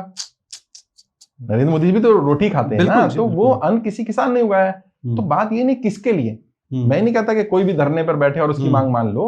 जिसकी मांग सही थी, या तो आप कहिए कि पहले बिल जो बनाया हमने तब सही थे हम, या बोलिए बिल वापस लिए तब सही थे। दोनों जगह तो आप सही नहीं हो सकते ना भाई। तो प्रॉब्लम क्या है कि नरेंद्र मोदी जी के जो एडवाइजर्स हैं, मुझे लगता है कि उन्होंने जो एडवाइस बाद में दी, शायद वो पहले दे देते कि भाई मोदी जी ये ज्यादा बड़ा आंदोलन हो जाएगा। और किसानों की ताकत को बहुत कम समझा उन्होंने। अभी भी देश के सत्ता के बैठे लोग किसानों को नहीं समझ पा रहे हैं। किसान सिर्फ पगड़ी में दिख जाए तो पंजाब का हो गया, या हरी पगड़ी में दिख जाए तो इधर यूपी का हो गया, ऐसा नहीं है। किसान पूरे देश में है, पूरे देश का किसान। कई किसान ऐसे हैं जो थोड़े संपन्न हो गए, उनको लगता है ठीक है काम होना चाहिए, और भाई कानून वापस ले लिए। बट क्या अदानी ने काम करना छोड़ दिया? अदानी तो आज भी काम कर रहे हैं, आज भी उनके बड़े बड़े साइलोन बन रहे हैं जिनमें उनके गेहूं, आलू सब इकट्ठा हो रहा है। तो जिस व्यापारी ने काम करना वो तो करेगा ही, कानून से करवा लो ठीक है, नहीं तो वैसे करेगा। एक बीजेपी के ऊपर ना शुरू से एक आरोप रहा है, ये पैसे वालों की पार्टी है। अंबानी बीजेपी के लिए काम करता है, अडानी बीजेपी के लिए काम करता है।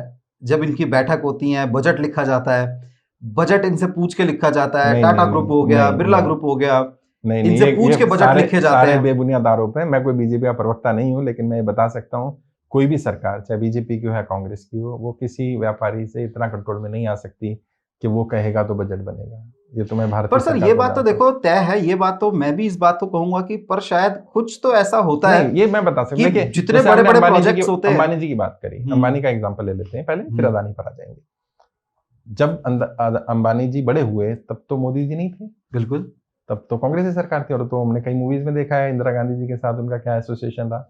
तो होता क्या है, सरकार को व्यापारी भी चाहिए। राहुल गांधी जी ने एक रैली में कहा ना कि मैं व्यापारियों के विरोध में नहीं हूं, मैं कैपिटलिज्म के भी विरोध में नहीं हूं, पूंजीवाद भी हो एक हद तक, लेकिन क्रॉनी कैपिटलिज्म जो कुछ हाथों में पूंजी आ रही है उसके खिलाफ हूं मैं। तो देश में एक अंबानी अदानी क्यों हो, 1 लाख अंबानी अदानी क्यों नहीं होने चाहिए? देश में 1 लाख टाटा बिरला जैसे लोग क्यों नहीं होने चाहिए? उसके लिए सरकारों को काम करना चाहिए। और अगर सरकार किसी एक व्यापारी को या सब कुछ, देखिए पोर्ट भी अदानी को, एयरपोर्ट भी अदानी को, अब सेबों के बाग भी अदानी को, सीमेंट भी अदानी, अब सब चीज अदानी देगा तो क्या होगा? जनता के बीच में एक परसेप्शन जाएगा, जो आपने बोल दिया, आपने कहा पढ़ा कि भाई एक परसेप्शन बन गया कि हर चीज अदानी को जा रही है। तो उस मोनोपोली को तोड़ना जिम्मेदारी सरकार की है, भारत के संविधान के हिसाब से भी। और जो हमारी ट्रेड प्रैक्टिस है, फेयर ट्रेड प्रैक्टिस में भी आता है कि अगर कोई मोनोपोली कर रही है कंपनी तो उसको तोड़ा जाए। फेयर ट्रेड प्रैक्टिस के भी खिलाफ है। पर सर ये जो फेयर ट्रेड प्रैक्टिस की बात कर रहे हैं, पर ये जो लोग होते हैं ये फेयर ट्रेड प्रैक्टिस के साथ भी खेल कर जाते हैं। देखिए मतलब मैं आपको खेल बताता हूं कैसे। एक मार्केट में टेंडर निकलता है 2000 करोड़ का, वरुण खट्टर 2000 करोड़ का टेंडर नहीं भर सकता, उसके लिए लिमिट है, इतनी टर्नओवर, मेरे टर्नओवर या मेरे पास 2000 करोड़ नहीं है। और वो टेंडर जो है वो ई टेंडर है, जहां तक मैं समझता हूं। अब कुछ भी कागजों का नहीं रहा, सब ई टेंडर है। उस 2000 करोड़ की जो मिनिमम बिड स्टार्ट होती है वो 2000, मतलब उस टेंडर की 2000 करोड़ से मिनिमम बिड स्टार्ट होती है। तो सर इसमें तो इन पार्टीज, ये जो कॉर्पोरेट हाउसेज हैं, इनकी तो कोई गलती ही नहीं है। वो कहते हैं मेरे पास 10,000 करोड़ है तो मैं 10,000 करोड़ वाली ही बातें करूंगा। नहीं देखिए, मैं ये नहीं कह रहा हूं कि वो नहीं करें, और करना भी, मतलब ऐसा बोलना भी गलत होगा कि वो बड़ा चीज छोड़ दें। बात यह है कि सुई भी टाटा बनाए और जहाज भी टाटा बनाए, ये तो ठीक नहीं है ना। बिल्कुल। सुई का टेंडर क्यों 2000 करोड़ का निकालना है? क्या वो 20 करोड़ का टेंडर नहीं हो सकता कि जो वरुण या मैं ले लें? प्रॉब्लम क्या आ रही है कि जो टेंडरिंग हो रहा है या जो सिस्टम हो रहा है, जैसे पहले हमारा कुटीर उद्योग था, लघु उद्योग था, उस पर सरकारों को ज्यादा फोकस करना चाहिए। और सरकार की जो, और सरकार के हम तो हितैषी हैं, तभी हम ये डिस्कशन कर रहे हैं कि सरकार को बेरोजगारी को समाप्त अगर करना है तो वो मैन्युफैक्चरिंग सेक्टर से ही समाप्त हो सकती है। रोजगार देना ही पड़ेगा, उसका कोई विकल्प नहीं है। हर कोई पकौड़े तले, हर कोई सेल्फ एम्प्लॉयड हो जाए, वो संभव नहीं है वरुण, प्रैक्टिकली पॉसिबल नहीं है। तो हमें सरकारों को ये ऐसे माहौल बनाना पड़ेगा कि कुछ इंडस्ट्री बड़े लोगों के लिए बैन करें कि भाई बड़ी कंपनियां इनमें नहीं आएंगी, वो सिर्फ कुटीर उद्योग, लघु उद्योग में चलेंगी, छोटी मशीनरी, और उसमें सब्सिडी मिले, उसमें सपोर्ट सिस्टम मिले, उसमें चाइना की तरह। अब चाइना क्या करता है, चाइना क्या फैक्ट्री लगाई आप, तो चाइना क्या कहेगा, आपको लैंड मिलेगा सब्सिडाइज रेट पे। कितना सब्सिडाइज? 25% रेट पर। 1 करोड़ की जमीन 25 लाख में। आपको बिजली कनेक्शन, लाइसेंस, सब सिंगल विंडो सिस्टम, एक ही जगह जाएगी, सारी चीज वहां अवेलेबल। आप अगर लेबर रखते हैं लोकल एरिया से, मान लीजिए आप नोएडा में रहते हैं और नोएडा से लेबर रहते हैं, तो आपको लेबर पर भी, सैलरी पर 20% सब्सिडी मिलेगी। तो होगा क्या, हर देहात में, गांव में, मैं जैसे अमरोहा से बिलोंग करता हूं, अमरोहा में एक फैक्ट्री लग जाए, वहीं के लोगों को रोजगार मिल जाए उस फैक्ट्री में, उनकी बेरोजगारी भी समाप्त हो जाए और कंपनी को काम भी मिल जाए। अब हम अपने पॉडकास्ट के अंत की तरफ जा रहे हैं, और सबसे बड़ा सवाल जो पूरा देश जानना चाहता है, जिस सवाल को जी, हर पॉलिटिकल पार्टी का इस सवाल का जवाब चाहती है, अगला चेहरा कौन? क्योंकि सर देखिए, नहीं आप क्या चाह रहे हैं, मोदी जी रिटायर हो जाए? देखिए, रिटायरमेंट एक ऐसी चीज है जो वक्त के साथ सभी को लेनी पड़ेगी। अच्छा, हमें भी लेनी पड़ेगी, आपको भी लेनी पड़ेगी। नहीं तो अभी आप ये जानना चाहते हैं कि मोदी जी कब रिटायर होंगे, और मोदी जी कब रिटायर होंगे और उनका अगला चेहरा उत्तराधिकारी भारतीय कौन जनता होगा? पार्टी का कौन होगा? उत्तराधिकारी तो बीजेपी में है ही नहीं। ये तो गरमा जाएगा माहौल उत्तराधिकारी से। तो कौन कौन बीजेपी होगा? का अगला चेहरा आप किसे समझते हैं? दुनिया कहती है, पूरा world, European countries, western countries, America, Russia, Ukraine, सारी यूरोपियन कंट्रीज सब ये कहते हैं अगला चेहरा कौन?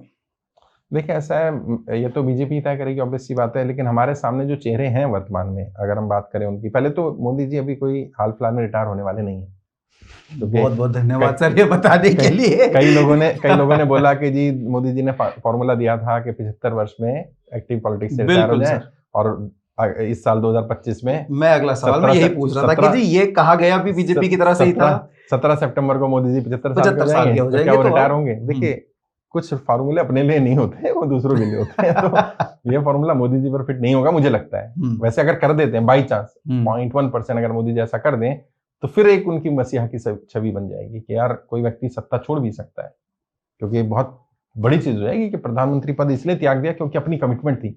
बट राजनीति में उतने बड़े आदर्श है, राजनीति में पावर से दूर नहीं रह सकते। नहीं, उतनी उम्मीद भी नहीं करनी चाहिए कि राजनीति इतनी आदर्श हो जाए कि मोदी जी ने जो रूल बनाया वो पद में रहते रिटायर हो जाए, वो तो नहीं होगा। रही बात, हाँ ये बात सही है आपकी कि कभी ना कभी तो जाना ही है, दुनिया भी छोड़कर जाना पड़ेगा हम सबको ही, और राजनीति से भी संन्यास लेना पड़ेगा। तो मुझे लगता है कि मोदी जी शायद एक टर्म तो ये पूरा कर ही लेंगे, अगर सरकार बीच में नहीं गिरती है, जिसकी संभावना थोड़ी बहुत है, क्योंकि बैसाखियों पर सरकार चल रही है तो गिर भी सकती है। लेकिन अगले टर्म में शायद नया चेहरा बीजेपी को देना पड़ेगा। अब सवाल है सर, सवाल ये है कि वो नया चेहरा कौन होगा, क्योंकि उस नए चेहरे के जो दावेदारी रखने वाले नहीं ज्यादा नहीं सारे लोग हैं। नहीं ज्यादा नहीं है बीजेपी में। देखिए योगी जी के अलावा बताइए सेकंड नाम कौन है दावेदारी रखने वाला, क्योंकि जितने 5 साल बाद ये सब जो। सर मैं तो राजनाथ सिंह जी की भी बात राजनाथ सिंह जी तो उम्र और मोदी जी से ज्यादा है, तो वैसे नहीं, पर अगर ये फॉर्मूला अगर उनका 75 साल वाला अगर नहीं मोदी जी होता, पे तो नहीं होगा, बाकियों पर तो हो सकता है ना यार। लेकिन मैं कहता हूं, देखिए या तो अमित शाह जी हैं, अमित शाह जी उस रेंज में, या योगी जी हैं, ये दो हैं चेहरे। और दोनों के साथ जो सबसे बड़ी दिक्कत आएगी मुझे लग रहा है, जैसे नरेंद्र मोदी जी के साथ प्लस पॉइंट क्या रहा, एक तो उनका कम्युनिकेशन बहुत स्ट्रांग था, और ऑल्दो गुजराती हैं वो, और मैं बार बार बोलता हूँ कि गुजरात में मैं गया हूँ, गुजरात अलग अलग डिस्ट्रिक्ट में, वहाँ मैंने सूरत में काम किया, अहमदाबाद में काम किया, वडोदरा गया, वहाँ की टोन से पता चलता है कि गुजराती है, हिंदी भी बोलेगा तो। मोदी जी ने सोचिए कितनी मेहनत की होगी कि उन्होंने अपनी टोन भी बदली है, वो बिल्कुल लगते हैं कि हिंदी बेल्ट में पैदा हुए। तो वो नरेंद्र मोदी जैसा कम्युनिकेटर दोनों में से कोई नहीं है। अमित शाह भी अच्छा बोल लेते हैं, योगी भी अच्छा बोल लेते हैं, लेकिन कंपेयर जब मोदी जी से करें तो मतलब एक as a political strategist, political trainer मैं बता सकता हूँ कितना डिफरेंस है। मतलब 20 और 15 का डिफरेंस है, यानी 18-19 का गैप नहीं है, गैप बहुत बड़ा है। और वो उनसे मतलब इन दोनों से ज्यादा बेहतर राहुल गांधी बोलते हैं। तो अगर जनता को कम्युनिकेटर चुनना हुआ तो उधर भी है कम्युनिकेटर। तो एक तो ये दिक्कत आएगी, अच्छा कम्युनिकेटर कोई नहीं है अभी इन दोनों में।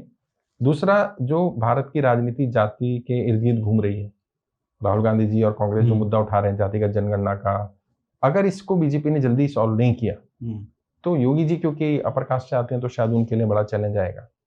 ऑल्दो अमित शाह जी हैं जैन कम्युनिटी से, लेकिन उनके लिए भी एक चैलेंज रहेगा। सर आप एक पॉलिटिकल ट्रेनर है, हमने प्रवक्ता की बात करी, अब सर मैं अब एक सवाल है वो मानसिकता की बात करता हूँ। परसों ही चाय पर एक हमारे साहब हैं, उनसे हमारी चर्चा हो रही थी। सर योगी आदित्यनाथ जी की जो विचारधारा है वो थोड़ी सी एक्सट्रीमिस्ट विचारधारा। मतलब अगर वो किसी चीज को करेंगे तो वो इतना आगे कर जाएंगे कि वो वहां पे थोड़ा सा पॉज लगना मुश्किल हो जाता है। मैं मानता हूं यूपी की व्यवस्था थोड़ी सी अलग है भारत की व्यवस्था से, पर एक गाड़ी चल रही थी, गाड़ी पलट गई और एनकाउंटर हो गया। नहीं देखिए, ये तो जैसे अनुज चौधरी जी का भी अभी हम बात कर रहे थे तो उन्होंने कहा कोई बात नहीं, पहलवान आदमी है, बोल जाता। मतलब आपको लगता है कि आप, मैं यूपी से नहीं, मैं उनको एक फेस की तरह सोचता हूं कि एक मेरा राष्ट्र का नेता, एक मेरा प्रधानमंत्री, योगी जी अगर इस लेवल पर आप देखें तो ये कोई क्राइटेरिया नहीं है कि वो फिट होंगे कि नहीं होंगे, क्योंकि ऐसे ऐसे लोग भी प्रधानमंत्री बने, मतलब कहना नहीं चाहिए जो उतने कैपेबल भी नहीं थे बन गए। तो प्रधानमंत्री बनने के लिए वो सब चीज तो नहीं है, वो सब गुण है योगी जी में, और बल्कि ठीक है अगर वो बनते हैं, बीजेपी तय करेगी। प्रॉब्लम क्या है कि जो योगी जी के बारे में परसेप्शन बनाया जा रहा है और जो वास्तविकता है उसमें मुझे लगता है कि जमीन आसमान का फर्क है। वो योगी जी क्या कहते हैं, वो कहते हैं भाई आप गलत करोगे तो यूपी में रहोगे नहीं। तो यार ये तो कोई भी अगर योगी जी के भगवा कलर ना होके हरे रंग के कपड़े पहन के बोले तो आपको सही लगेगी ये वाली स्टेटमेंट। ये स्टेटमेंट अगर ओवैसी देने लग जाए, कोई और देने लग, सही लगेगी, क्योंकि वो आप उन्हें सिर्फ भगवा में है या वो हिंदुओं की बात करते हैं या एक वो मठ के मठाधीश रहे, सिर्फ इसलिए आप उन्हें गलत कह रहे हो। ये तो आम भी कहेंगे कि भाई कोई क्रिमिनल नहीं रहना चाहिए। बिल्कुल। अब क्रिमिनल की आप जाति या धर्म देखकर करो तो गलत है। भाई योगी जी अगर सिर्फ मुसलमान क्रिमिनल के साथ ऐसा करें और हिंदू के साथ ना करें या दूसरे अपनी जाति के ना करें तो गलत है, अगर वो ऐसा भेदभाव करते हैं। अगर वो सबके साथ क्रिमिनल को समाप्त करना चाहते हैं, क्राइम को दूर करना चाहते हैं, लॉ एंड ऑर्डर ठीक करना चाहते हैं, तो इसमें तो कोई बुराई किसी के लिए भी नहीं होनी चाहिए। और रही बात छवि की, तो इनसे ज्यादा कट्टर छवि तो नरेंद्र मोदी जी की थी जब वो गुजरात के मुख्यमंत्री थे। तो जब वो प्रधानमंत्री बने तो उन्होंने वो छवि भी बदली। तो जब कोई व्यक्ति प्रधानमंत्री बनता है तो उसको फिर अडेप्टेबिलिटी बदलना पड़ता है। और योगी जी की अभी तो ये एज बहुत है, मतलब अभी आगे समय बचा है योगी जी के पास, तो योगी जी भी बन सकते हैं, संभावना है। लेकिन मुझे लगता है जो जाति और ये जाति का जनगणना का मुद्दा है ना, ये बीजेपी को लिए कहीं ना कहीं फंसेगा, क्योंकि भारत जातियों में बटा हुआ है और जाति की लड़ाई बड़ी लड़ाई है। तो जाति का जनगणना करानी पड़ेगी नरेंद्र मोदी जी को, या तो बीजेपी। सर मैं आपसे एक चेहरा मांगता हूँ, आप क्या चाहते हैं? देखिए हर इंसान का एक होता है, मैं आपसे अगर पूछना चाहता हूँ कि नेक्स्ट प्राइम मिनिस्टर के चेहरे को आप किसको देखते हैं? नहीं देखिए, मैं समझता हूँ, मैं तो जैसे जो लोहिया साहब ने कहा था, मैं तो उन्हीं की बात कहूंगा कि सत्ता रोटी की तरह होती है, पलटती रहनी चाहिए। अगर एक ही तरह रहेगी तो जल जाएगी।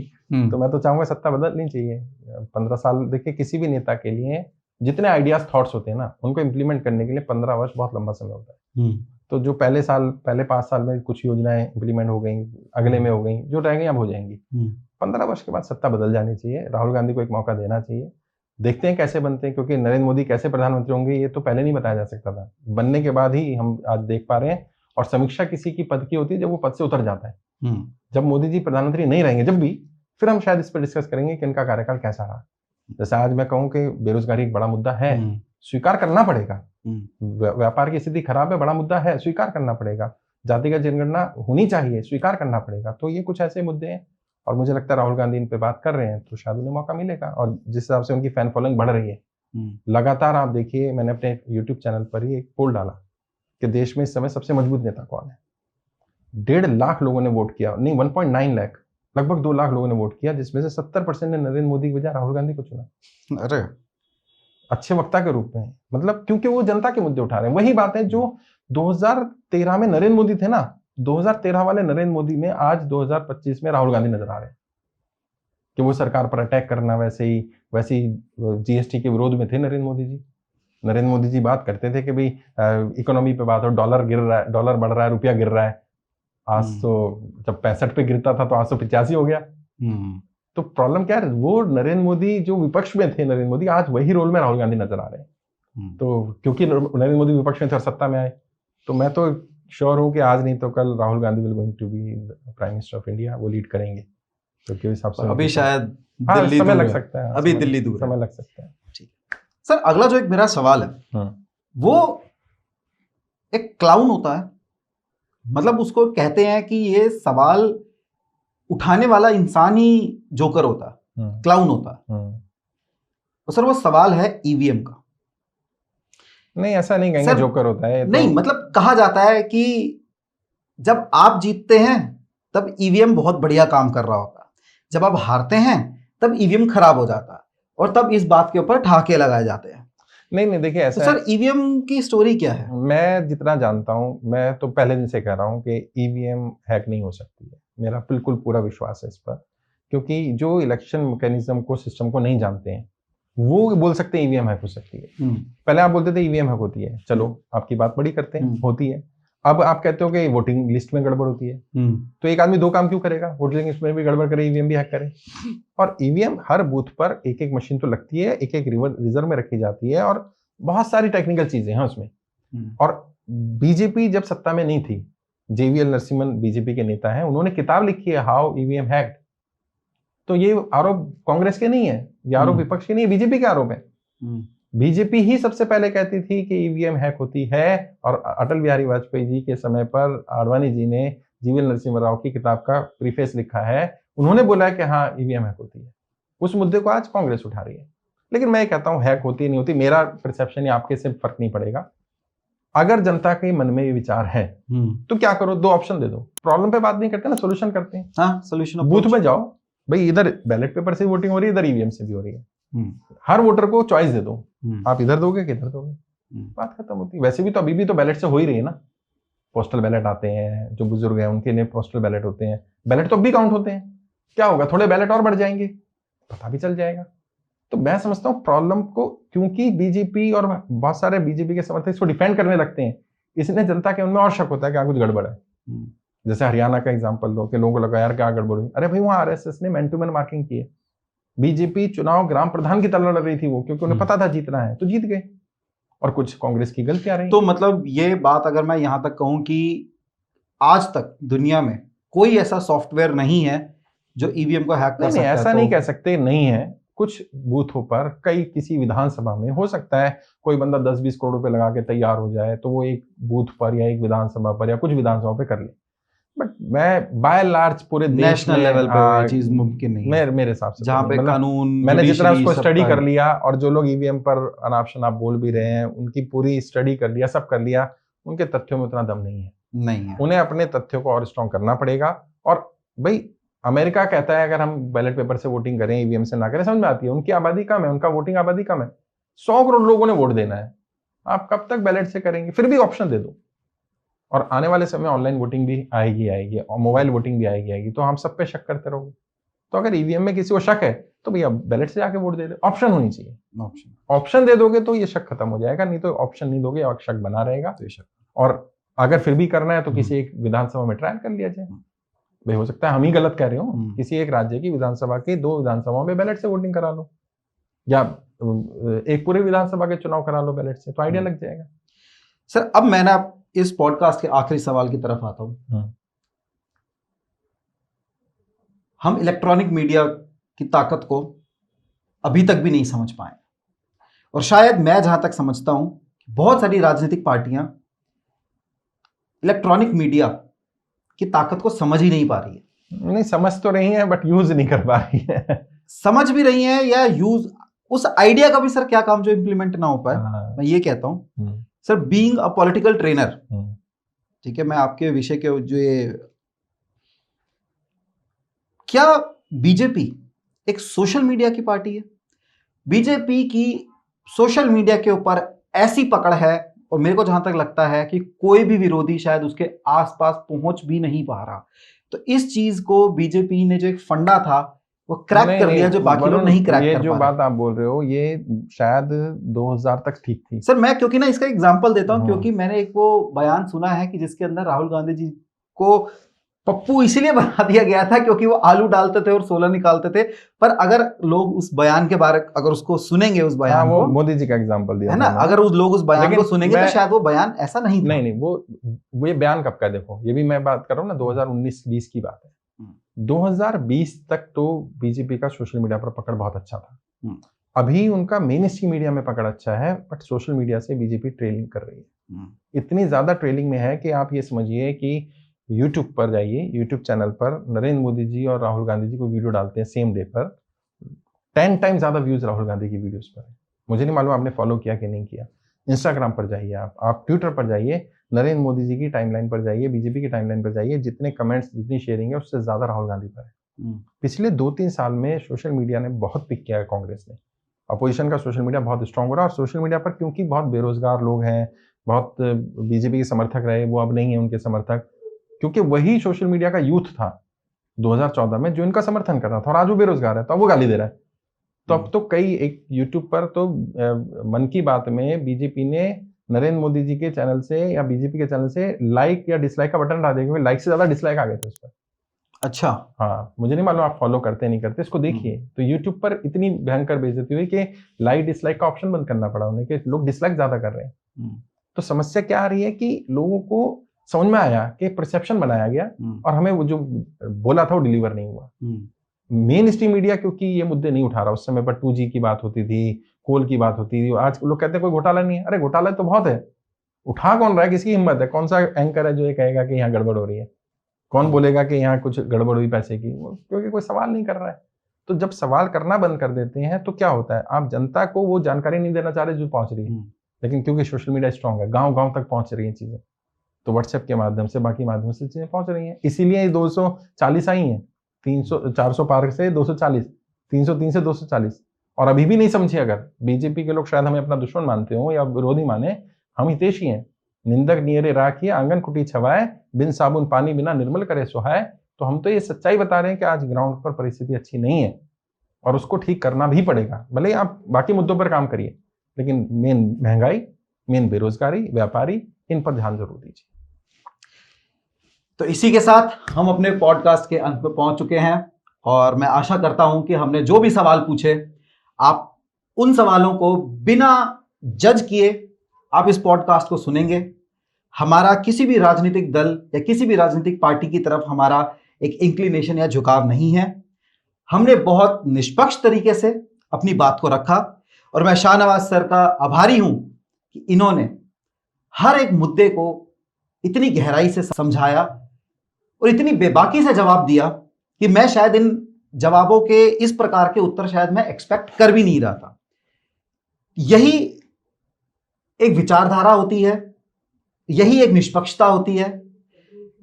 इस पॉडकास्ट के बाद आपके बहुत सारे सवालों के जवाब मिले होंगे, हर चाय की टपरी पर, नुक्कड़ पर, गली पर जो भी चर्चे होते हैं, आज उन सब बातों का जवाब सर ने बहुत बड़े दिल से, निष्पक्षता से दिया। और इसी के साथ we are signing off for today. Thank you so much.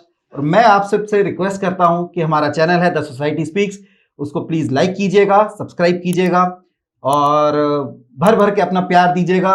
और मैं सर से भी एक छोटी सी गुजारिश करूंगा कि वो हमारे चैनल के लिए थोड़ा सा कुछ कहें। और जहां भी आप इसको सुन रहे हैं जरूर उनको सपोर्ट करिए। ऐसे सभी लोग जो इस तरह की किसी भी सामाजिक मुद्दे पर काम कर रहे हैं, मुझे लगता है हमें उनका समर्थन करना चाहिए। तो अगर आपको लगता है कि हाँ अच्छा काम किया जा रहा है तो जरूर अप्रिशिएट करिएगा। बहुत बहुत शुक्रिया। बहुत बहुत धन्यवाद।